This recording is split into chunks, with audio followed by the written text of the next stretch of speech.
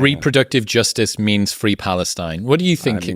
This is just incredibly ignorant young people in America who have been taught this weird version of the world where all oppressions interlink and interlock, and you're either the majority or the minority for minority rights and issues, or for majority rights and issues, and all minority rights and issues intersect and overlap, so that if you're queer, somehow no, it's not even that. These ignoramuses who couldn't point to the River Jordan if you showed it to them on a map, walk along the streets of America shouting, from the river to the sea, Palestine will be free. Because they think the Palestinians are the underdogs in this weird version where they've mapped they've mapped a very specific version of American racial politics onto everything else in the world. It's the same thing people who talk about colonizers.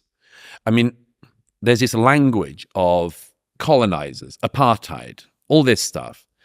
And they've just tried to map it everywhere. Well, I say everywhere. Actually, it's highly selectively. The people who are talking about Israelis being colonizers, when I saw that the other day on the streets of London, I thought, yes, if only there was a name for large numbers of people who came from outside to a country.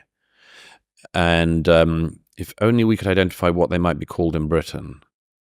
Oh, it would be immigrants, wouldn't it? Do you want to call immigrants colonizers in Britain? You sure you want to follow this logical conclusion? The talk about indigenous peoples. Oh, okay, great. Anyway, you don't want to apply that. Might there be a country or a continent, say, Europe, where you don't want to start talking about the indigenous peoples? I notice that people don't. But if you do want to,